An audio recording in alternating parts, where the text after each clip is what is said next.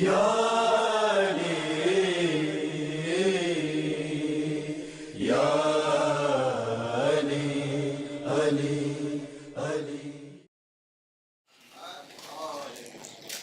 والصلاة والسلام على أهل بيته الطيبين الطاهرين المعصومين. أما بعد فقد قال الله تبارك وتعالى في كتابه المجيد والفرقان الحميد وقوله الحق: يا أيها الذين آمنوا كتب عليكم الصيام كما كتب على الذين من قبلكم لعلكم تتقون. صلوات پڑھنے پڑھو.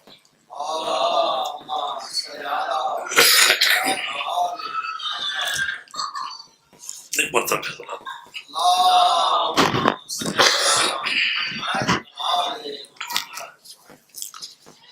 محترم سامعین، خدا بند عالم آپ کی اطاعت بندگی کو قبول فرمائے. جس آیہ مجیدہ کی تلاوت کا شرف حاصل کیا گیا ہے وہ سورہ بقرہ کی آیت نمبر 183 ہے، جس میں روزوں کے فریضہ ہونے کو بتایا گیا ہے. یا ایھا الذین آمنوا، اے صاحبان ایمان، کتب علیکم الصیام، روزے تم پر لکھ دیے گئے ہیں. کما کتب علی الذین من قبلکم، جس طرح کہ تم سے پہلے والے لوگوں پر لکھ دیے گئے تھے. لعلکم تتقون، تاکہ تم پرہیزگار بن جاؤ. ماہ مبارک ہے ماہ رمضان. یہ رمضان روایات میں آیا ہے کہ اللہ تبارک تعالیٰ کے ناموں سے ایک نام ہے، لہٰذا اس کو جب آپ پکاریں تو کہیں ماہ رمضان، رمضان المبارک، رمضان کریم. یعنی اس کو پکارتے ہوئے بھی یہ آداب بتائے گئے. یہ نہ کہیں کہ رمضان آیا رمضان گیا، بلکہ ماہ مبارک رمضان آیا، ماہ مبارک رمضان کے اتنے روزے رہ گئے، اتنے چلے، ایسے. تو کل ہم نے رسول کریم صلی اللہ علیہ وآلہ وسلم کے خطبہ شعبانیہ سے چند لائنیں پڑھی تھیں. آج اس کے بعد کی لائنوں کو پڑھتے ہیں اور ترجمہ کرتے ہیں. رسول پاک نے فرمایا کہ یہ مہینہ ایسا ہے جو رحمت کا، برکت کا مہینہ ہے، تمہاری طرف آ رہا ہے. یہ باقی تمام مہینوں میں سے افضل ترین مہینہ ہے، اور ایسا مہینہ کہ جس کے راتیں راتوں سے افضل، جس کے دن دنوں سے افضل، جس کے لمحات اور ساعتیں باقی لمحات سے افضل. اور تم اس مہینے میں اللہ کی مہمانی کی طرف دعوت دیے گئے ہو. فرمایا کہ وَجُعِلْتُمْ فِيهِ مِنْ أَهْلِ كَرَامَةِ اللَّهِ، تم اس مہینے میں صاحب کرام ہو، صاحب عزت ہو اللہ کے نزدیک. کیسے صاحب کرام ہو کہ اتنے محترم ہو گئے اس مہینے میں. انفاسکم فیہ تسبیح، اتنے محترم ہو گئے کہ تمہاری سانس لینے کی جو بات ہے، سانس جو لے رہے ہو، یہ تسبیح کا کام کر رہے ہیں. یعنی تسبیح جو ہے سبحان اللہ کہنا، یہ تسبیح ہے. لا الہ الا اللہ کہنا، یہ تسبیح ہے. الحمدللہ کہنا، یہ تسبیح ہے. اور ہر نماز کے بعد جو ہم تسبیح حضرت فاطمہ زہرا سلام اللہ علیہا کرتے ہیں تو وہ بھی تسبیح ہے. تو کہا گیا ہے کہ انفاسکم فیہ تسبیح، کہ تمہاری سانسیں اس مہینے میں تسبیح. حالانکہ یہ ایسا عمل نہیں ہے، یہ تو ایک تکوینی بات ہے، اور انسان جو ہے مجبور ہے کہ وہ سانس لے. لیکن اس مہینے میں جو اہل ایمان ہے، صائم ہے، روزہ دار ہے، اس کی اتنی اہمیت بڑھ گئی کہ اب اس کی سانسیں بھی تسبیح کا کام کر رہی ہیں۔ اور آپ پورے 24 گھنٹے میں اندازہ لگائیں کہ کتنی سانسیں انسان لیتا ہے، 1 منٹ میں کتنی سانسیں لیتا ہے، پھر 1 گھنٹے میں اور 24 گھنٹے میں، تو مسلسل جو انسان کی سانسیں ہیں وہ تسبیح کا کام کر رہی ہیں۔ وَنَوْمُكُمْ فِيهِ عِبَادَةٌ، اور تمہاری نیندیں بھی اس مہینے میں عبادت ہے۔ اور یہ نیند جو ہے ظاہر ہے کہ یہ بھی ضروری ہے انسان کے لیے، 24 گھنٹے میں کو 8 گھنٹے سوئے، تو یہ جو سونا ہے اس کو بھی عبادت قرار دے دیا۔ تو اللہ تبارک تعالیٰ جس کو کہتے ہیں بہانے ڈھونڈ رہا ہے انسانوں کی، مسلمانوں کی، مومن کی بخشش کے بہانے ہیں کہ تمہاری نیند بھی عبادت ہے۔ تو ایک نیند وہ بھی تھی کہ جو مولا کائنات نے نیند کی، اور ایسی نیند کی اور مولا کا سونا ایسا اللہ کو پسند آ گیا کہ وہ سونا ایسا خالص سونا تھا کہ اللہ نے کہہ دیا کہ وَمِنَ النَّاسِ مَن يَشْرِي نَفْسَهُ ابْتِغَاءَ مَرْضَاتِ اللَّهِ، انسانوں میں ایک ایسا بھی ہے جو اپنے نفس کو بیچ دیتا ہے اور اللہ کی مرضیاں خرید لیتا ہے۔ تو اللہ نے ان کے نفس کو لے لیا اور اپنی مرضیاں ان کے سپرد کر دی۔ تو یہ وہ نفس اللہ ہے۔ اب کیا ہو گیا؟ وہ نفس اللہ، جیسے وہ بیت اللہ ہے، یہ ماہ رمضان شہر اللہ ہے، اور وہ جان جنہوں نے اپنی جان کو اللہ کی راہ میں بیچ دیا وہ نفس اللہ قرار پائے۔ تو عزیزان گرامی، مولا فرماتے ہیں کہ جیسی نیند اس رات سویا ہوں ایسی نیند کبھی نہیں سویا۔ تو کتنی اطمینان والی روح ہے وہ، کیونکہ اگر انسان کا نفس مطمئن نہ ہو، بے قرار ہو، تو رات بھر سو نہیں سکے گا، کروٹیں بدلتا رہے گا۔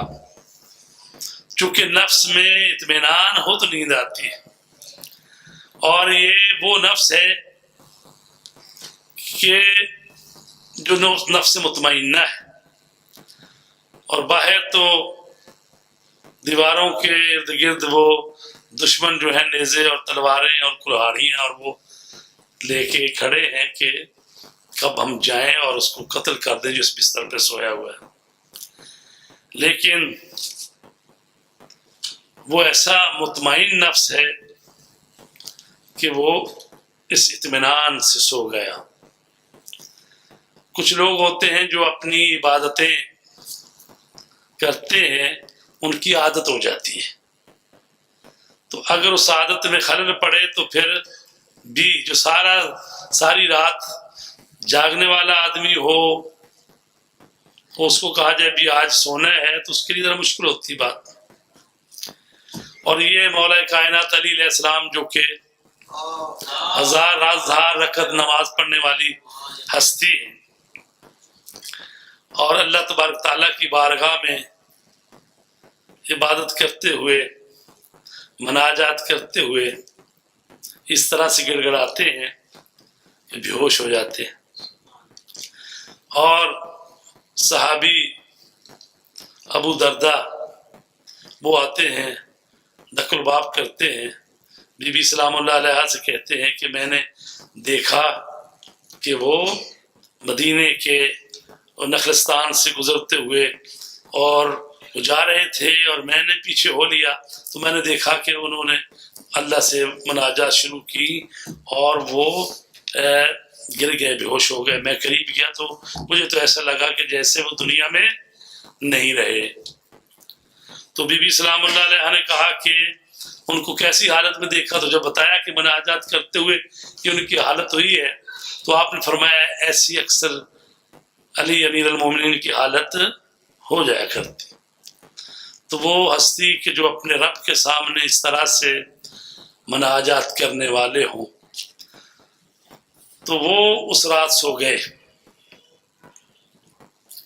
آئے دنیا میں تو اللہ کے مہمان بنے، بیٹھے ممبر پہ تو ایک بولتا ہوا قرآن بنے، سو گئے فرش محمد پر احمد بن کر، ارے ابھی سو کے جاگے بھی نہ تھے کہ مرضی یزدان بنے۔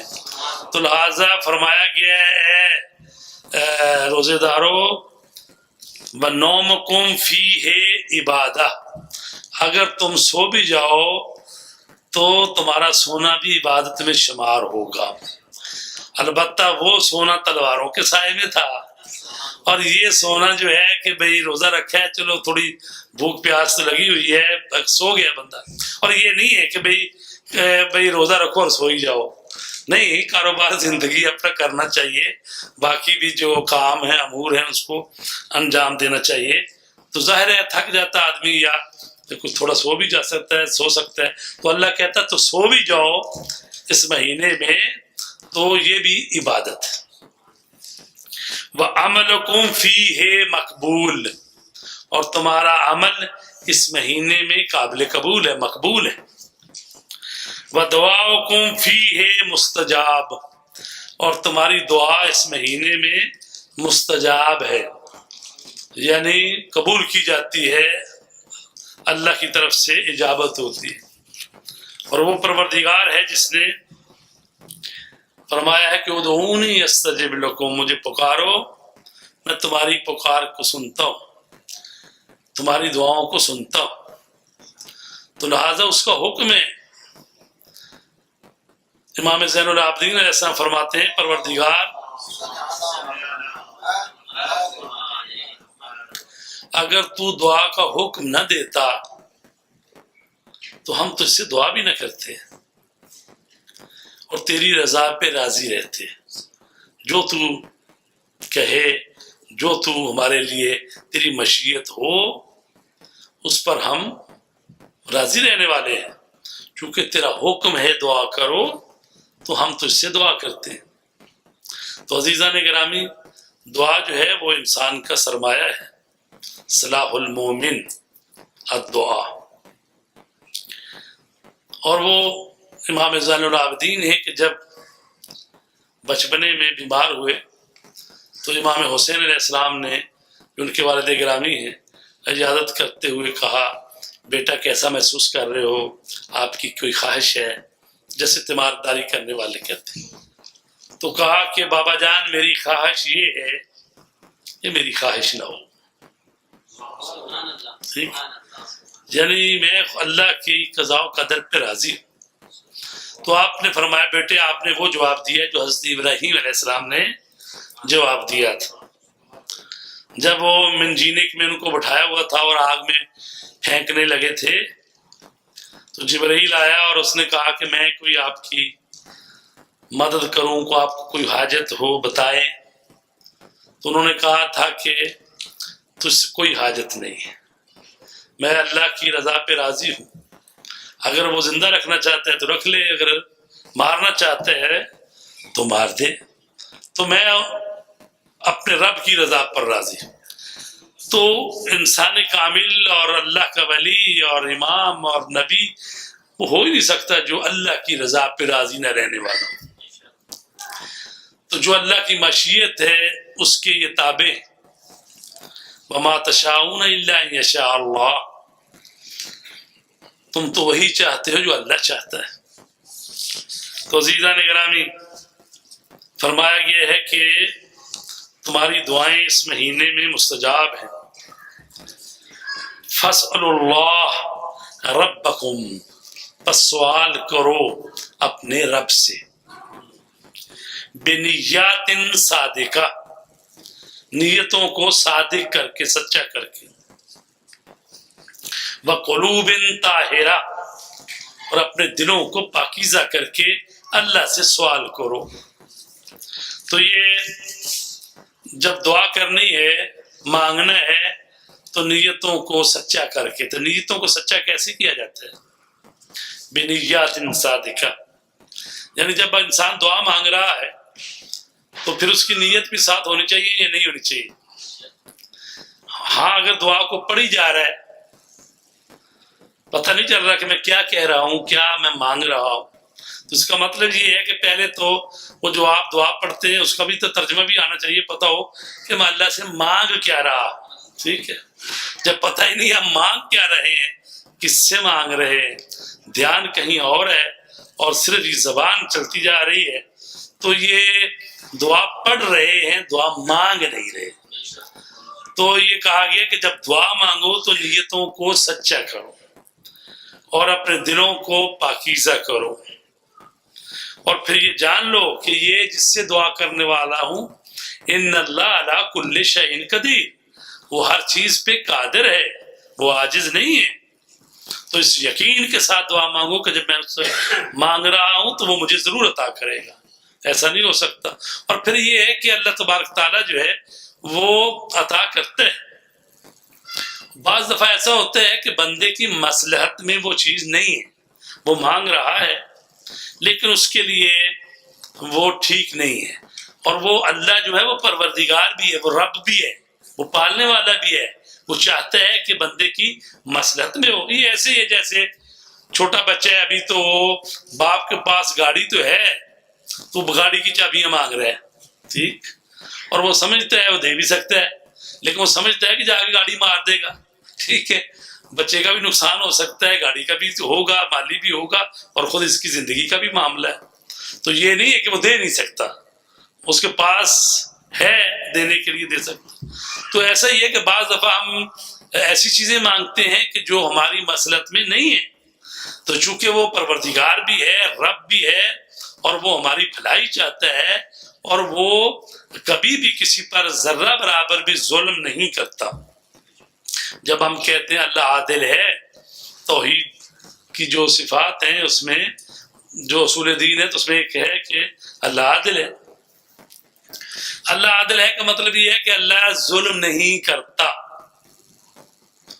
تو اگر ہم شکوے شکایت شروع کر دیں اللہ سے کہ یہ کیا کیا، وہ کیا کیا، یہ مجھے مثلا نوکری ٹائم پر نہیں ملی، بچے کو تنخواہ نہیں ملی، یا اس کو کالج میں داخلہ نہیں ملا، اور یہ ساری، تو اس کا مطلب یہ ہے کہ جب ہم یہ باتیں کرتے ہیں اور دیر میں ہوتا ہے کہ بھئی ہمارے سے تو ایک قسم کا نعوذ باللہ جیسے ہمارے ساتھ ظلم ہوا ہے، ٹھیک ہے، تو اللہ کے ساتھ جب اس سے مانگتے ہیں تو اس طرح مسکین سے بن کے کہ جیسے اس نے ہمارے ساتھ کوئی ہاتھ کر دیا ہے۔ تو یعنی اگر اللہ کو عادل سمجھتے ہیں تو اس کا مطلب وہ تو ذرہ برابر ظلم نہیں کرتا، تو اس کا مطلب ہے وہ تو ظلم نہیں کرتا۔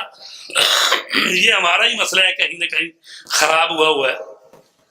یہ اگر کوئی سزا مل رہی ہے تو ہو سکتا ہم نے کوئی غلطی کی ہوئی ہے، اللہ اس کی تنبیہ کر رہا ہے، یا کسی کا امتحان کر رہا ہے، کسی کے درجات بڑھا رہا ہے، وہ عادل ہے، لیکن امتحان بھی لیتا ہے، کبھی کبھی تنبیہ بھی کرتا ہے کہ آدمی کو جھٹکا دیتا ہے کہ سیدھا ہو جائے، ٹھیک ہے، اور جھٹکے بہت ضروری ہے۔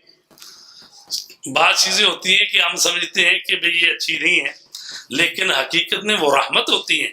مثلا درد ہے، انسان کو درد جو ہوتا ہے، تو درد جو ہوتا ہے بظاہر تو لگتا ہے کہ بھی یہ بڑی اچھی بات نہیں ہے، لیکن اگر درد نہ ہو تو کیوں، اگر ادھر درد اٹھا تو وہ بھاگتا ہے اس کا علاج کرانے کے لیے۔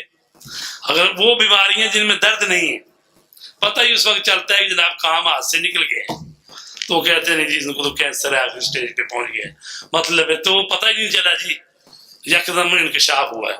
تو جن بیماریوں کی درد ہے وہ درد خود رحمت ہے، تاکہ اس کو وہ بھاگے جا کے اس کا علاج کرائے اس درد کا، تو تاکہ وہ پتہ چلے کہ کیا بیماری ہے۔ تو ہم سمجھتے ہیں کہ شاید یہ درد جو ہے یہ اچھی بات نہیں ہے، نہیں، درد جو ہے یہ اچھی بات۔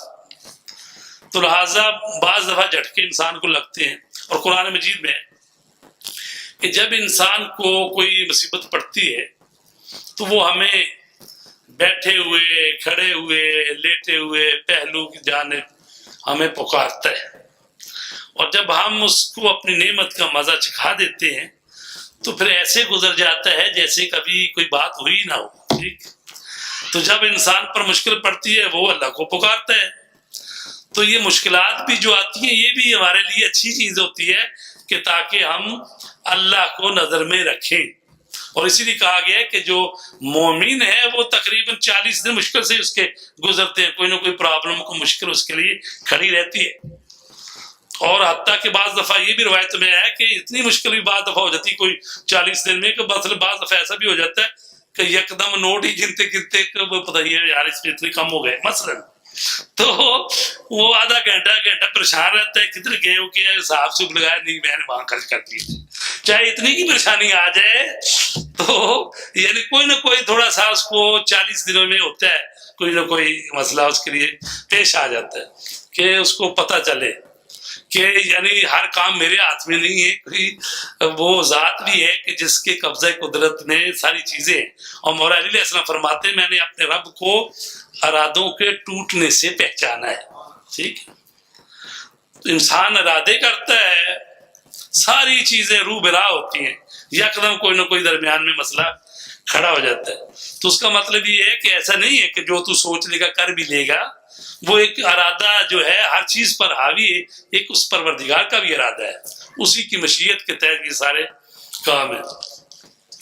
اور اللہ کو پکارو نیتیں سچی کر کے، دلوں کو پاکیزہ کر کے. کیا مانگو؟ ان یوفقکم للصیام، اللہ سے دعا کرو کہ وہ تمہیں توفیق دے روزے رکھنے کی،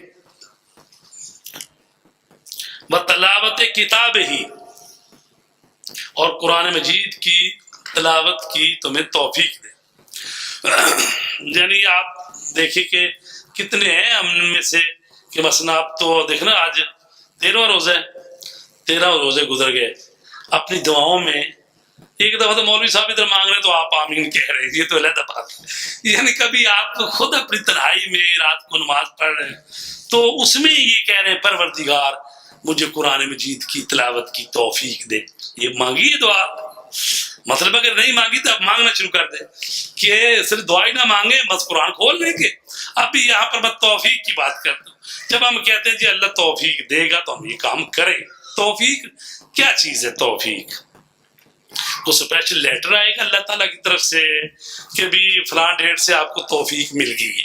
یہ ہے توفیق. کیا ہے توفیق؟ یہ ہوتی ہے کہ کسی کام کو کرنے کے لیے جو جو چیزیں ضروری ہیں وہ آپ کے احاطہ قدرت میں ہیں، یہ توفیق ہے. مثلا میں نے نماز پڑھنی ہے، ٹھیک، نماز پڑھنی ہے تو تندرستی مجھے اللہ نے دی ہوئی ہے، وضو کے لیے پانی بھی موجود ہے، مسلح بھی گھر میں ہے، سجدے کا بھی ہے، اور کوئی معنی کوئی رکاوٹ ہے نہیں، تو توفیق تو موجود ہے. یہی توفیق ہے. توفیق کو اسپیشل تو نہیں آپ کے لیے کوئی پیغام آئے گا. توفیق یہ ہے کہ اس کام کو کرنے کے لیے جس چیز کی ضرورت ہوتی ہے وہ آپ کر سکتے ہیں، یہ توفیق ہے. بعض لوگ کہتے ہیں جی مولانا صاحب بس دعا کریں توفیق ہو کہ حج پر جائے. تو اگر اس کی صحت ٹھیک ٹھاک ہے، مالی استطاعت بھی ہے، اور سعودی عرب کی حکومت نے پابندی بھی نہیں لائی کہ یہ بندہ ہمارے ملک میں آ نہیں سکتا، پاسپورٹ بھی ہے، سارا کچھ ہے، تو جب سارے جو عوامل ہیں، جو چیزیں ہو سکتی ہیں حج کے لیے وہ آپ کے پاس موجود ہے، یہ توفیق آپ کو ملی ہے، آپ اس سے فائدہ نہیں اٹھا رہے. تو توفیق وہ چیزیں جن کے ساتھ وہ عمل وجود میں آ سکتا ہے اس کو توفیق کہتے ہیں. تو لہٰذا بعض لوگوں کو توفیق ہوتی ہے وہ غور نہیں کرتے. دوسرا ہے کہ اس کو بتا سکتے ہیں نہیں بھائی آپ کے پاس توفیق ہے، ٹھیک ہے. جیسے مثلا خرچ کرنا یہ ماہ مبارک رمضان میں تو ظاہر بہت سارے لوگوں کو توفیق ہوتی ہے، لیکن وہ بہرحال یہ بھی کہیں کہ اللہ توفیق دے ان کو کہ وہ خرچ کریں. کہا گیا ہے کہ فَإِنَّ الشَّقِيَّ مَنْ حُرِمَ غُفْرَانَ اللَّهِ فِي هَذَا الشَّهْرِ الْعَظِيمِ. رسول پاک فرماتے ہیں کہ وہ شقی ہے، بدبخت ہے، من حرم، جو محروم رہے کس سے؟ غفران اللہ، اللہ کی مغفرت سے محروم رہے، فی هذا الشہر العظیم، اس عظیم مہینے میں وہ اللہ کی رحمت سے محروم رہے. وہ بدبخت شخص ہے. یعنی یہ مہینہ آیا اور اس کی رحمت مغفرت کا کوئی سامان نہیں ہو سکا. تو ظاہر ہے یہ ایسا ہی ہے کہ جو شخص بہترین پانی کے ٹھنڈے چشمے کے پاس سے ہو کر آ گیا پیاسا ہی، تو مہینہ آیا اور گزر گیا اور اس کی مغفرت کا سامان نہیں ہو سکا. فرمایا کہ وَاذْكُرُوا بِجُوعِكُمْ وَعَطْشِكُمْ فِيهِ جُوعَ يَوْمِ الْقِيَامَةِ وَعَطْشَهُ. فرماتے ہیں کہ اس مہینے میں آپ ظاہر ہے جب روزہ رکھا جاتا ہے تو بھوک پیاس لگے گی. خوب اگر بھوک پیاس نہیں لگتی تو پھر تو روزہ نہ ہوا نا، آخر روزہ ہے تو بھوک پیاس لگے گی. تو جب یہ بھوک اور پیاس لگے تو رسول پاک فرماتے ہیں کہ قیامت کی بھوک اور پیاس کو یاد کرو. قیامت کا جو ہے جی ایک دن 50,000 سال کا ہے. 50,000 سال کا ایک دن ہے قیامت. اللہ تبارک تعالیٰ کچھ بھی نہ کہے بندے کو، صرف کھڑا کر چڑھے نا قیامت کے دن. 50,000 سال کا دن ہے. تو آپ اندازہ لگا لے 50,000 سال کا دن ہے. کچھ بھی نہیں کہا، بس گھومتا پھر ابھی چیک پوسٹوں سے ہوتا رہو.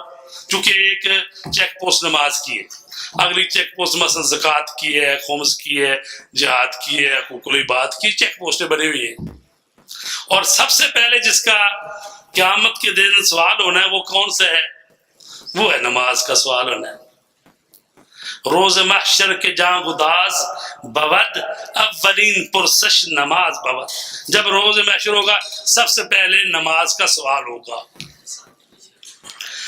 تو نماز ہی نہیں ہے پلڑے میں تو چیک پوسٹ میں روک لیے گیا نا وہاں پر، تو نماز ہی ہے نہیں. اور کہا گیا ان قبلت قبل ما سواها وان ردت رد ما سوا. الصلاۃ عمود الدین، نماز دین کا ستون ہے. اگر نماز قبول کر لی گئی تو باقی اعمال قبول کر لیے جائیں گے، اگر نماز ہی رد کر دی گئی تو باقی اعمال بھی رد کر دیے جائیں گے. تو یہ تو اس کے لیے جس نے پڑھی ہوئی، پھر پتہ چلتا نہ اچھی پڑھی نہیں پڑھی صحیح پڑھی. تو جس نے پڑھی ہی نہیں ہے، ایک تو ہے نا کم از کم کو پرچہ کچھ تو کیا ہے تو دیکھیں جی، تو جو خالی کاغذ ہی پڑھا دے تو اس نے کیا کیا ہے. تو دیکھو جی مولا علی علیہ السلام تو آئیں گے قبر میں، تو وہاں تو کہتے ہیں بھی فروع دین کے نہیں ہے، وہاں پر اصول دین کی بات ہے. وہاں تو من ربوں کا ومن دینوں کا ومن اماموں کا یہ سوال ہے نا اصول دین کے. ٹھیک ہے، لیکن قیامت کے دن جب اٹھے گا تو اس دن پہلا سوال کیا ہے؟ نماز کا. تو لہٰذا اگر نماز خود نہیں پڑھی تو جاتے جاتے وصیت کر جائے پھر کہ بھی میری 40 سال کی 50 سال کی 30 سال کی نماز قضا ہیں اور اتنی میری جائیداد ہے. تو کسی کو وصیت کر جو، کسی مولانا کسی مدرسے کسی کو کہہ دو بھی میری یہ 30 سال کی نمازیں ہیں، یہ میں اتنا چیک دے رہا ہوں، یہ خود پڑھ دیں، مدرسے بچوں سے پڑھا دیں، یہ خود کام کر کے جاؤ. وہ آپ کی اولاد جو ہے ان کو کہاں فرصت ہے آپ کی 30 40 سال کی نمازیں پڑھنے کی. وہ تو آپ کا جو بینک بیلنس چھوڑ گئے ہیں، کوٹھی چھوٹی بنگلہ وغیرہ وہ ادھر بنائے ہوں یا میر پور میں بنائے ہوں یا پاکستان میں جا کہیں بنائے ہوئے ہیں، تو وہ تو انہیں پر قبضہ کر لیں گے. اور اس کے بعد آپ کی کتنی نمازیں رہتی ہیں، کتنا کوئی حج رہتا ہے یا کوئی زکوٰۃ رہتی ہے، یہ تو کسی نے حساب کرنا نہیں ہے. اس لیے کہ جو شخص خود اپنے لیے نہیں کرتا کوئی دوسرے بھی اس کے لیے نہیں کرتے. تو لہٰذا خود اپنے ہاتھوں سے کر کے جائے. یہ مت توقع رکھے کہ آپ کا بڑا بیٹا جو پڑھ دے گا. ہاں اگر کوئی 6 مہینے سال کی ہو بیماری میں پھر تو پڑھ ہی سکتا ہے. اگر 50 سال کی نمازیں ہیں تو پھر کیا کرے غریب. تو لہٰذا بڑے بیٹے پہ واجب ہوتی ہے. اور اس لیے کہا گیا کہ بڑا بیٹا جو ہوتا ہے وہ جانشین ہوتا ہے، اور باپ کی جو چیزیں ہوتی ہیں نا اسپیشل خصوصی، جیسے مثلا پرانے زمانے ہوتا گھوڑا، اس کی تلوار، اس کا قرآن مجید، اس کی مثلا اینک، جو بھی آج کے زمانے میں اس کی گاڑی ہو گئی، اور باقی لیپ ٹاپ اور وہ جو چیزیں بھی استعمال کر رہے ہیں خاص اپنی، تو وہ جو ہے وہ بڑے بیٹے کو ملتی ہیں. تو اس لیے کہا گیا کہ بڑا بیٹا جو ہے یہ خصوصی چیزیں لے رہا ہے تو اب اس کی نمازیں اس کی بھی فکر کریں. لیکن اگر زیادہ ہو تو پھر وہ کہہ سکتے ہیں بھائی، باقی بھائیوں سے کہہ سکتے ہیں بھائی بابا جان کی نمازیں ہی اتنی ہیں تو وہ اب پڑھا رہی ہیں، تو اب پہلے اس جائیداد میں سے باپ کی نمازیں اور حج اور وہ چیزیں اس کے لیے نکالا جائے گا، بعد میں تقسیم ہوگی جائیداد، ٹھیک ہے جی۔ تو لہٰذا پہلا جو سوال ہوگا قیامت کے نماز کے۔ اب اگر وہاں ہی فرشتوں نے روک لیا، ٹھیک، تو مولا علی علیہ السلام کہاں کھڑے ہیں؟ وہ پل صراط پہ، کہ وہاں پر ٹکٹ دیں گے نا کہ بندہ آئے ان کا، تو ادھر فرشتوں نے ادھر ہی روکا ہوا ہے نماز کی چیک پوسٹ پہ۔ آپ نمازیں پڑھیں، زکوٰۃ دے، حج کرے تو آگے بڑھتے جائے نا، کہ جہاں بھی پل صراط سے گزریں گے۔ اگر فرشتوں نے ادھر پہلی پوسٹ چیک پوسٹ پہ روک کے رکھا ہوا ہے جی نماز ہی ہے نہیں اس بندے کی، تو کیا کیا جائے گا؟ چونکہ ایسی نماز بنیادی چیز ہے، جس طرح اصول دین میں اللہ کی توحید بنیادی چیز ہے، باقی سارا کچھ اللہ کی گردی گھومتا ہے، اور اسی طرح فروع دین میں نماز جو ہے وہ بنیادی چیز ہے، باقی ہر چیز اس کے گرد گھوم رہی ہے۔ اگر توحید نہ ہو تو ظاہر ہے کہ پھر نبی کو نبی کون سمجھے؟ نبی وہ ہوتا ہے جو اللہ کی طرف سے آیا ہے، امام وہ ہے جو نبی کی تعلیمات کو آگے بڑھا رہا ہے، ٹھیک ہے، اور قیامت یہ ہے کہ اس نے پوچھنا ہے، حساب لینا ہے، یہی ہے نا اصول دین۔ تو ساری بات تو اللہ کی گردی گھوم رہی، خود وہ ہے پہلے اللہ توحید ہے، پھر یہ ہے کہ یہ جان لو میں کسی پر ظلم نہیں کرتا، میں عادل ہوں، ٹھیک، اس کے بعد یہ میں نے نبی بنا کے تمہاری طرف بھیجا ہے، میرا نمائندہ ہے، تو میرا نمائندہ ہے، یعنی اللہ کو کوئی مانتا نہ ہو تو نمائندے کو کون مانتا؟ یعنی نمائندے کی ساری فضیلت یہ ہے بھیجنے والے کی وجہ سے ہے، ٹھیک ہے۔ اگر بھیجنے والے کی کوئی معرفت نہیں رکھتا تو وہ کہے جی نمائندے کی میں زیادہ معرفت رکھتا ہوں، پھر نمائندہ تو اس کا ہے جس نے بھیجا ہے، پہلے اس کی تو معرفت حاصل کر لو۔ تو لہذا اصول دین میں مرکزی حیثیت خداوندی کی ہے، اور فروع دین میں نماز ہے۔ نماز جو ہے وہ اللہ سے رابطے کا نام ہے، تو نماز کے ہی 4000 مسائل ہیں۔ یہ توضیل مسائل اٹھا کے دیکھے، جو شروع ہوتی ہے بات تقلید سے، اور پھر طہارت، اور پھر نجاست کے مسائل، پھر وضو کے، یہ سارے مقدمے ہیں نماز کے لیے، تو سارے اصل نماز ہی ہے، ٹھیک ہے۔ تو لہٰذا جس کی نماز ہی نہیں ہے، نماز والا کھانا کھا لیے، تو وہ تو چیک پوسٹ پہ روک لیں گے قیامت کے دن، اور 50,000 سال کا دن ہے وہ۔ اگر ادھر سے چھٹکارا مل گیا، 2000 2500 سال کھڑا کر رکھا انہوں نے مثلاً، کیونکہ بعض دفعہ ہوتا ہے نا کہ وہ پاسپورٹ میں یہ کوئی مسئلہ ہوتا ہے، وہ روک لیتے ہیں، باقی لائن کو چلتے نہیں دیتے، اس کو بٹھا لیتے ہیں، اس کا انٹرویو ہونا ہے ابھی، تو وہ بعض دفعہ 2 4 گھنٹے بٹھا لیتے ہیں، کہاں سے آئے ہو، کدھر آئے ہو، ٹھیک ہے۔ تو جب تک وہ کلیئر نہ ہو بیچارے کی جان شکنجے میں پھنسی ہوتی ہے، تو یہ کلیئر پہلی چیک پوسٹ نماز والی کروا لے، اور سب سے پہلے سوال نماز کا ہونا قیامت کے دن، اور پھر اس سے آگے تو یہ سارے چیزیں چلتی جائیں گی، تب کہا جائے گا وَقِفُوهُمْ إِنَّهُمْ مَسْئُولُونَ، ان کو روکو، ابھی ان سے سوال ہونا ہے، ان سے ولایت علی ابن ابی طالب کا سوال ہونا ہے، ائمہ کی ولایت کا سوال ہونا ہے۔ تو بابا وہ پچھلے پرچے کلیئر کرو گے تو پھر سوال ہونا ہے، سمجھتے ہیں کہ جب ایسی بات ہوتی ہے سمجھتے شاید ان سے سوال ہونا ہے، ہم سے سوال نہیں ہونا۔ یہ خدا کے بندو، یہ دین سب کے لیے آیا ہے، یہ تو نہیں ہے کہ جب ایسی کوئی بات پوچھنے کھینچنے والی ہوئی تو ادھر ہے، تو جب کوئی دوسری بات ہے وہ ہماری ہے، نہیں، دین سب کے لیے برابر ہے۔ تو جب پوچھا جائے گا تو سب سے پوچھا جائے گا، آپ ثابت کر سکیں گے کہ بھی ہم ولایت رکھتے ہیں تو پار ہو جائیں گے، وہ جو نہیں ثابت کر سکے، نمازیں وغیرہ سب کچھ لیے پھریں گے، پھر تو ان کے منہ پر دے ماری جائے گی۔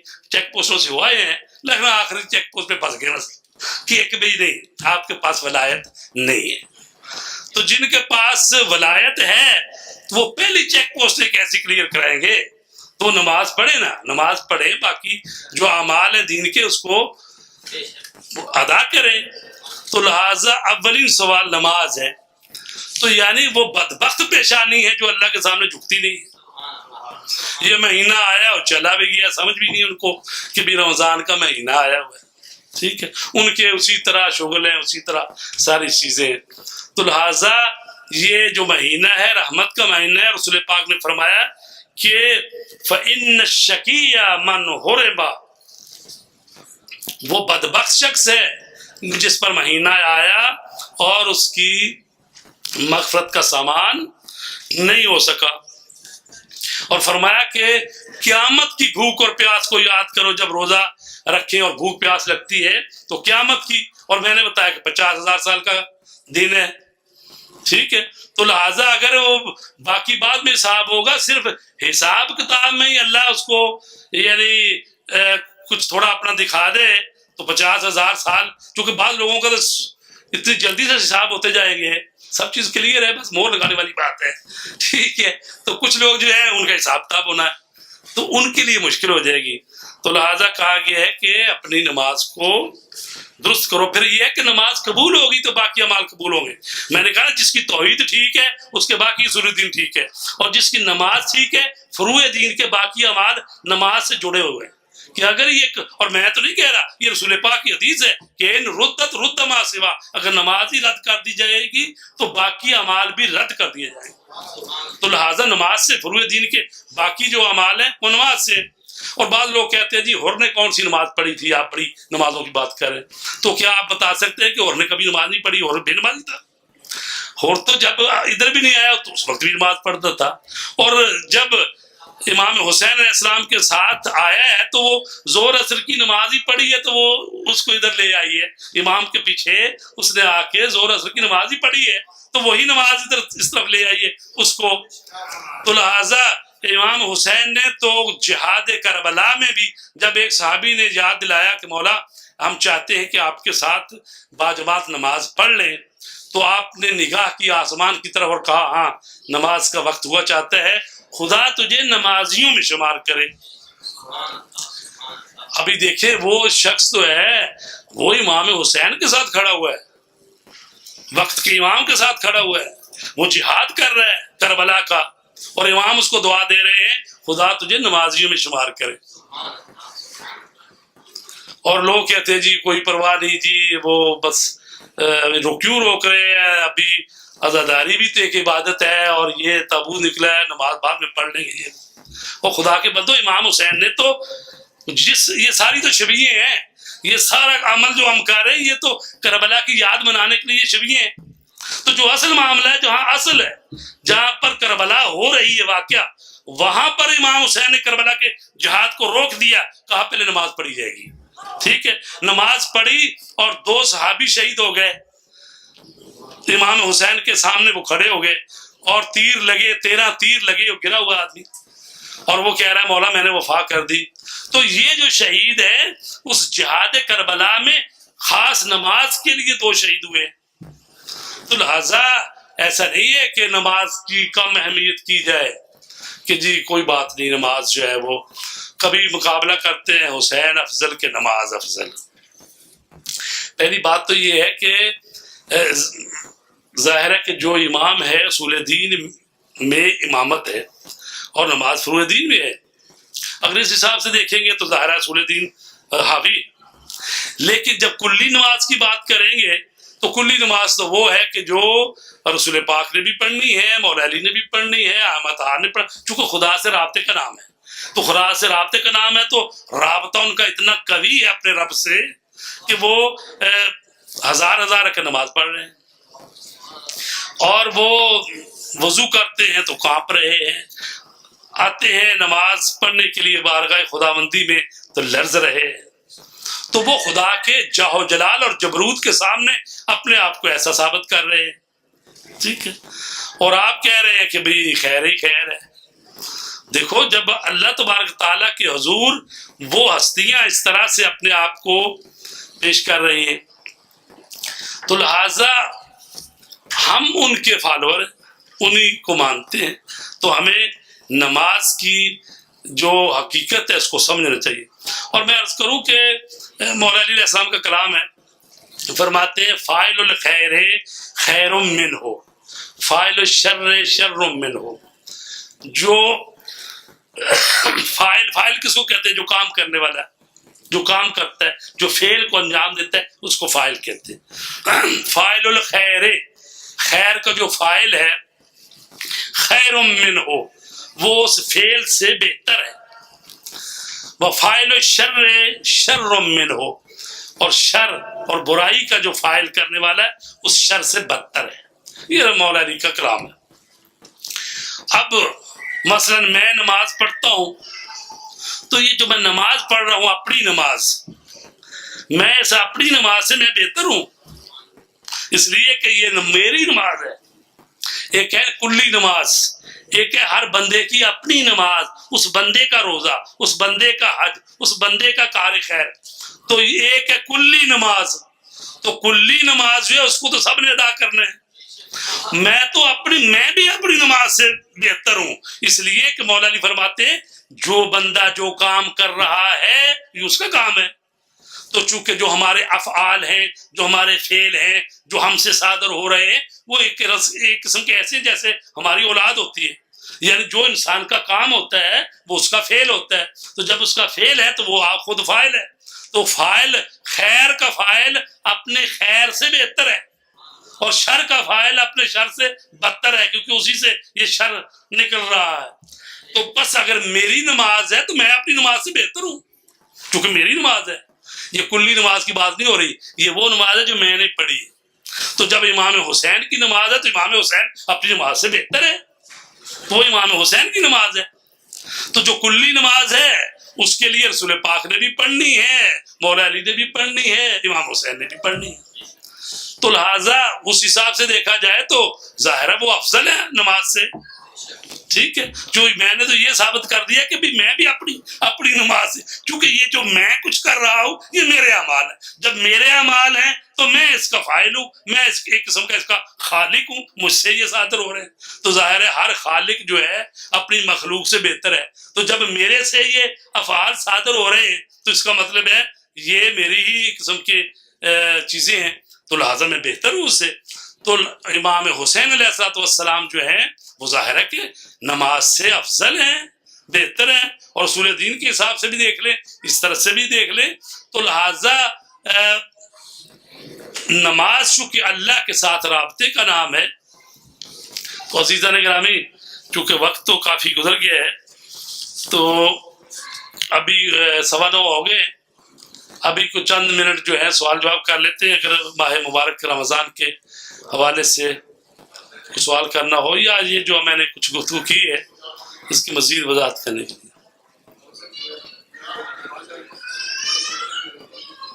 جی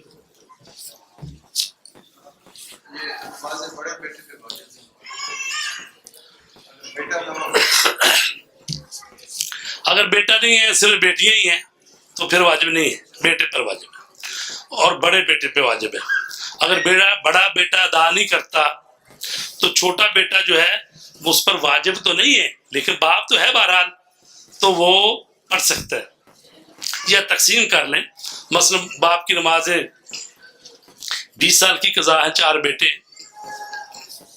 5 سال کی کر لیں، لیکن بہرحال فریضہ جس سے پوچھا جائے گا وہ بڑا بیٹا ہے کہ جس کی ذمہ داری ہے۔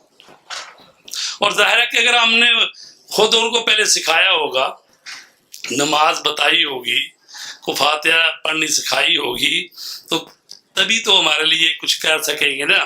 لیکن جب ہم نے ان کو سکھایا ہی نہیں ہے، ان کو کسی اور ہی چکر میں ڈالے رکھا ہے کہ بھئی چھوڑے یار، کیا آپ تم مسیتر بن گئے ہو مسجد میں، جاؤ جا کے اپنی کو انجینئر کرو، ڈاکٹریشن کرو، دوسرا کرو۔ آپ نے ساری عمر ادھر، جی میرا بیٹا ایٹمی سائنسدان ہے، ایٹمی سائنسدان تو ہے، لیکن جب آپ مر جائیں گے پھر یہ سائنسدان ہی ہے، آپ کے لیے کچھ نہیں کرنے والا ہے۔ تو اگر آپ ابھی سکھائیں گے، کچھ اس کو بتائیں گے، تو پھر یہ ہے کہ چلو بابا جان چلے گئے تو وہ کچھ کر لے گا ان کے لیے بھی، وَإِلَّا ایسے لوگ جو ہوتے ہیں وہ ان کو پرواہ نہیں ہوتی، ٹھیک ہے۔ تو جب آپ اولاد کی تربیت کریں گے، ان کو ساتھ مسجد میں لے کے آئیں گے، کہا گیا کہ بچہ 7 سال کا ہو گئے تو اس کو مسجد میں لے کے آؤ۔ اگرچہ چھوٹے بچے جو بالکل چھوٹے ہیں 1-2 سال کے، ان کے لیے کہا گیا مکروہ ہے، البتہ وہ مکروہ بھی اس لیے کہا جاتا تھا کہ چونکہ بچے آتے ہیں مسجد میں تو بچے مسجد کو نجس کر دیتے ہیں۔ اس زمانے میں وہ نیپیاں شیپیاں تو ہوتی نہیں تھی زیادہ، وہ بچے چھوٹوں کو کہا گیا کہ بھی مت لاؤ، چونکہ مسجد کو نجس کرنا حرام ہے۔ اور مسجد کی ایک حرمت ہے، اگر اس کو نجس کرو گے تو اس کو فوراً پاک کرنا ضروری ہے. نماز کا بھی ابھی ٹائم ہے تو نماز بعد میں پڑھیں، پہلے مسجد کو اس کو پاکیزہ کریں. ٹھیک ہے، یہ ہے حکم. تو اس لیے کہا گیا کہ چھوٹے بچوں کو لائیں تو ذرا ان کو باندھ کے تاکہ مسجد نجس نہ ہو. ٹھیک ہے. دوسرا ویسے بھی کہ چھوٹے چھوٹے بچے جو ہیں تو وہ یا پھر کنٹرول کر کے رکھے، یہ نہیں ہے کہ وہ در در بھاگ رہے ہیں، ادھر جا رہے ادھر جا رہے، نماز کا ستیہ ناش ہو گیا. تو آپ کے بچے کی تو تفریح ہوگی لیکن باقیوں کی نماز کا تو بیڑا گرک ہو گیا. تو لہٰذا سنبھال کے رکھے. تو اس لیے 7 سال کا بچہ جو ہے اس کو لے کے آئے اور 10 سال کا ہو جائے تو اس کو تنبیہ کرے، کھینچ کے بھی لائے. اور پھر جب 15 سال کا ہو جائے تو یہ جو 5 سال ملے ہیں اچھی طرح اس کی عبادتی ریہرسل ہو چکی ہو، تاکہ جب بھی اس پر آ جائے یہ اعمال اور واجبات اس کو صحیح معنی میں ادا کر سکے. تو یہ ذمہ داری ہے. جی سوال ہے کہ بعض لوگ ہیں پہلی صف میں چھوٹے چھوٹے بچوں کو لے آتے ہیں 5 سال کے 6 سال کے وہ بچے چھوٹے چھوٹے ایسا ہے کہ جو بچہ جو ہے نا اچھائی برائی کی تمیز رکھتا ہے وہ جماعت میں کھڑا ہو جائے تو کوئی حرج نہیں. ٹھیک ہے. 11-12 سال کا بچہ 12 سال کا. تو اگر چھوٹے بچے ہیں تو پھر یہ ہے کہ جیسے ایک آدمی کھڑا ہے اس کے ساتھ بھی کوئی بچہ ہے اس کے ساتھ پھر دوبارہ بڑا ہے تاکہ وہ اتصال صحیح والا. پہلی صف میں کوشش کی جائے کہ سارے بڑے ہوں. ٹھیک ہے. تو پچھلی صفوں میں جو ہے اس میں بچہ جو ہے وہ ساتھ کھڑا ہو سکتا ہے. تو ظاہر ہے کہ یہ تو نہیں کہ جیسا تھا آپ کہیں جی باپ تو آ جائے تو بچے کو گھر چھوڑ رہے ہیں تو نہیں، بچہ بھی تو لا رہا ہی ہے بہرحال، لیکن اس پر کنٹرول کرے اور ساتھ کھڑا کر رہے. اور پھر یہ ہے کہ پھر اگلی صاحب میں نہ کھڑا ہو جائے، پیچھے بھی چلا جائے کہ بھائی ضروری ہے کہ ابھی بچے ساتھ ہیں تو بچوں کو بھی ساتھ اگلی صاحب میں بٹھانا ہے، پچھلی بھی چلے جائے. تو یہ کیا جا سکتا ہے. اور کل بات ہوئی تھی بس جمعے کی شاید کہ مثلا یہ اتصال ہونا چاہیے نا جی، یہ یہاں پہلی لائن جو ہے وہ آخر تک جائے. ٹھیک ہے. اگر پہلی لائن ہی آخر تک چلی گئی نا تو ادھر اتصال ہو گیا تو باقی چاہے ادھر ہی بندے ہیں وہ باقی کسی میں اتصال نہیں، کوئی بات نہیں، چونکہ ایک ہی اتصال کافی ہے، ہو گیا اگر. ٹھیک ہے. لیکن اگر پہلی صاحب میں اتصال نہیں ہوا، دوسری میں بھی نہیں ہوا، تیسری میں جا کے پورے ہو گئے تو اس کا مطلب تیسری سے پیچھے والوں کی ہو جائے گی اور آگے جو 2 صفحے ان کا نہیں ہوا اتصال ان کی پھر فرادہ ہی ہوئے گی. ٹھیک ہے. ان کی با جماعت نہیں ہو سکتی. جی. اتصال دونوں جانب سے ضروری ہے. اور بعض دفعہ مسجد میں اتنے بڑے بڑے وہ ستون بنے ہوتے کہ اس کے پیچھے ہی 2-3 آدمی آ جاتے، اتنا بڑا ستون ہوتا ہے. تو اس کے لیے بھی کہا گیا ہے کہ بھئی اتصال جو ہے وہ سامنے سے بھی ہو اور ساتھ والی سب کا بھی ہونا چاہیے.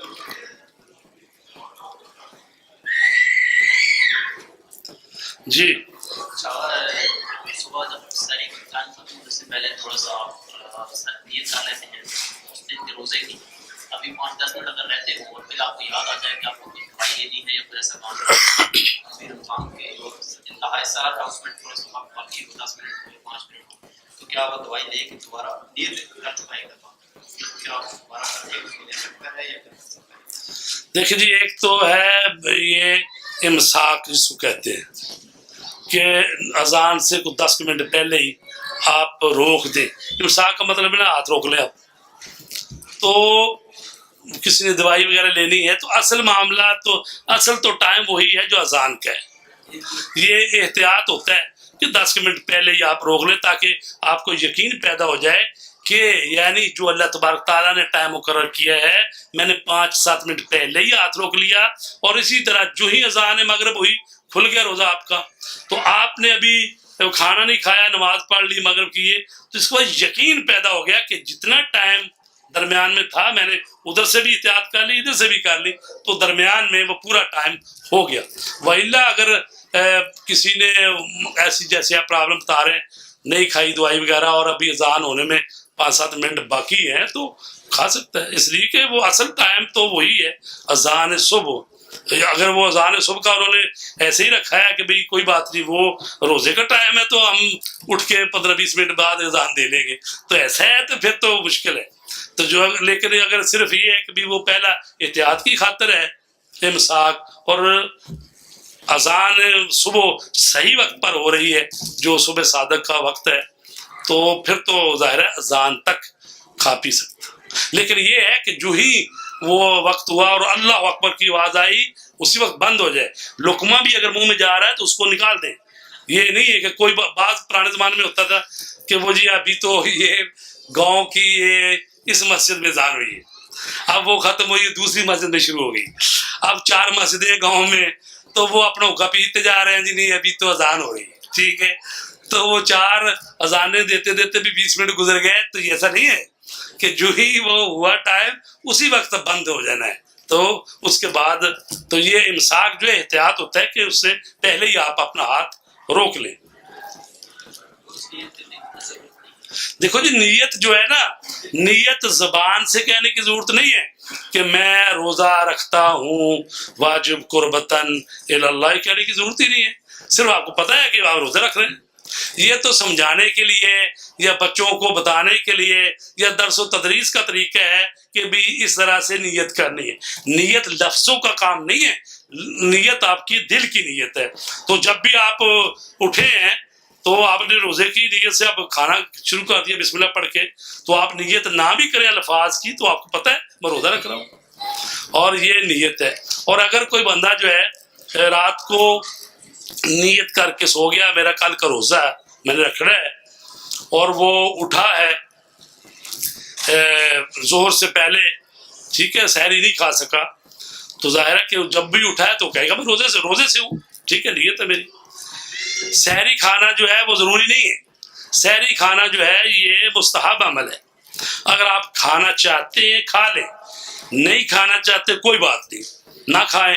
اللہ تبارک تعالیٰ آپ کو اذان صبح سے لے کر اذان مغرب تک روزے کی حالت میں دیکھنا چاہتا ہے. بس آپ نہیں اٹھے کوئی بات نہیں اٹھے تو آپ نے ایک سہولت ہی نہیں فائدہ اٹھایا، تو لہٰذا آپ کا روزہ ہی ہے.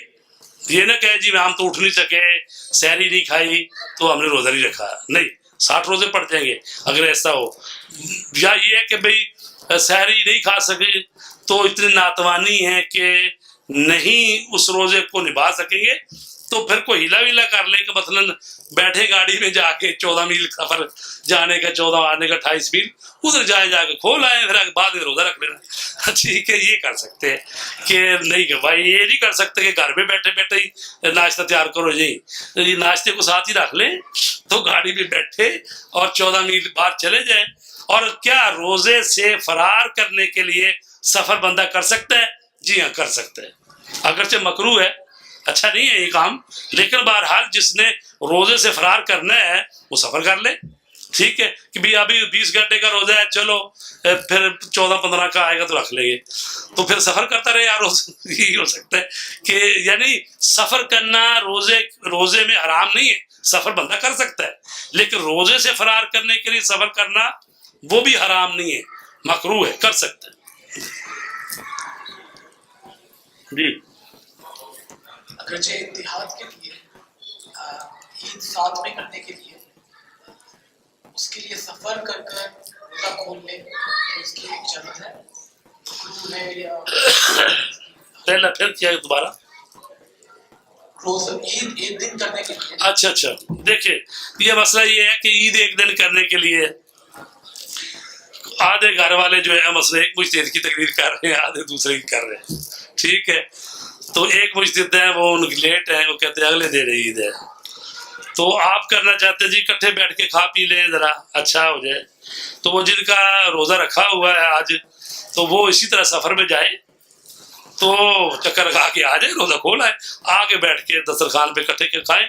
لیکن مولویوں کے لیے نہیں ہے. بعض مولویوں نے فراڈ بنائے ہوئے کہ وہ کرتے ہیں جناب کہ جناب کوئی بات نہیں میں نے نماز عید پڑھانی ہے اور وہ چلے جاتے ہیں. ٹھیک ہے، روزہ کھول کے آ کے عید پڑھا رہے ہیں، وہ خدا کے بندے اللہ کے سامنے کھڑے ہو کے جھوٹ بول رہے ہیں. آپ کا تو عید ہے ہی نہیں اور آپ نے تو صرف اکٹھے کھانا کھانے کے لیے گئے، سفر کر لیا آگے. اب آپ عید پڑھا رہے ہیں آ کے اور کہہ رہے ہیں کہ اللہم آج ہی عید کا دن ہے اور میں تو یہ بڑا بھی اللہ کہ تم تو عید مان نہیں رہے، اس کو تیری کیسے عید ہو گئی؟ تو لوگوں کو نمازیں خراب کر رہے اپنی بھی خراب کر رہے. یہ نہیں ہونا چاہیے. بعض لوگ کرتے ہیں ایسے کہ کہتے ہیں کوئی بات نہیں سفر کر کے آگے عید کی پڑھا دو. یہ نہیں کر سکتے. چونکہ جب آپ نماز میں کھڑے ہیں تو آپ یہ کہہ رہے ہیں کہ آج عید کا دن ہے اور آج محمد و آل محمد کے لیے کرامت کا دن ہے، مغفرت کا دن ہے، آپ تو مان ہی نہیں رہے اس کو، بات کو، آپ تو ادھر سے ہو کے کیوں آئے؟ پھر مطلب ہے کہ یہ ہوتا ہے، یہ ایسا نہیں ہونا چاہیے۔ مومنین کے لیے ٹھیک ہے، چلو وہ جگہ جائیں اور آ کے عید کر لیں۔ کرنے کا آپ نے بولا کہ اگر جیسے ہم لوگ مہینے کے ابتدا میں جو ہے جیسے نیت کر لیتے ہیں 30 روزوں کی، تو ابھی میں پڑھ رہا تھا کہ فیس بک وغیرہ پہ جو ہے پوسٹ تھی کہ مطلب دوسرے مسلمان بھائیوں کی طرف سے جو ہے کہ اگر یہ بھی جو ہے ایک چیز جو ہے صحیح نہیں ہے کہ آپ جو ہے نا 30 روزوں کی نیت ایک ساتھ کر لیں، تو اس کے بارے میں کیا خیال ہے؟ کیونکہ ہم لوگ اپنے جیسے توضیح المسائل وغیرہ جب میں سب میں پڑھتے ہیں کہ جیسے اگر آپ رمضان کا چاند دیکھتے ہیں تو مستحب ہے، بلکہ کہتے ہیں کہ بہتر ہے کہ آپ 30 روزوں کی نیت ایک ساتھ ہی کر لیجیے، صحیح، کہ ہو سکتا ہے کہ آپ جو ہے سحری پہ جیسے نہیں اٹھ سکیں تو آپ کا روزہ کسی صورت میں قضا نہ ہو، اور مطلب آپ کو عام انسان ہیں، غلطی ہو جاتی ہے، آپ بھول سکتے ہیں، تو اس کے بارے میں کیا خیال ہے؟ جی 30 روزوں کی نیت پہلے دن ہی کر لیں، ٹھیک ہے، لیکن بہرحال جب بھی سحری کھانے لگے گا تو یہ اس پر کوئی برس یعنی بہت دیر لگتی ہے نیت کرنے کی، مطلب یہی ہے کہ جب آپ بیٹھے سحری پہ پہلے لقمہ ہی اٹھایا بسم اللہ، تو پتہ ہے آپ کو کہ میں روزے کے لیے یہ سحری کھا رہا ہوں، تو وہ نیت ہی ہے آپ کی۔ میں نے عرض کیا کہ نیت کوئی ایسی بات نہیں ہے کہ عبارت کسی کو پڑھ کے سنانی ہے، نہیں، جب آپ بھی سحری سے پہلے کھانا کھانے لگے ہیں نیت ہے۔ اگر رات کو بالفرض نیت نہیں بھی کی، سو گئے ہیں تو ظہر سے پہلے اٹھے ہیں تو آپ نے سحری نہیں کھائی تو بس کہیں کہ میں روزے سے ہوں، بس نیت ہے، ٹھیک۔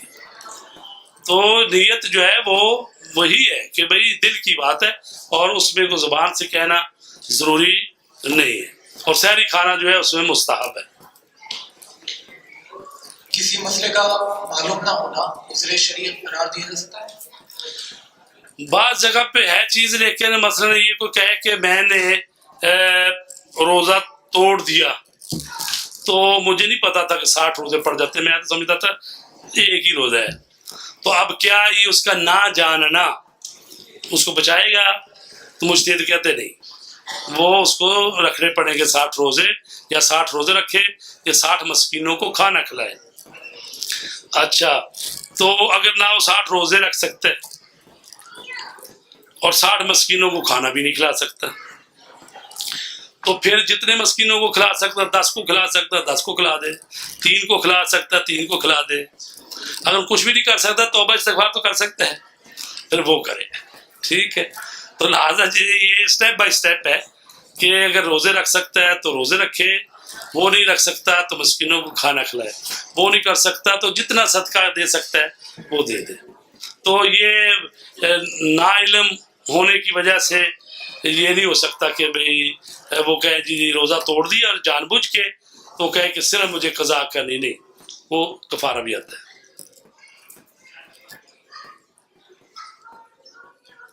جی ٹھیک ہے، اللہم صلی علی محمد وعلی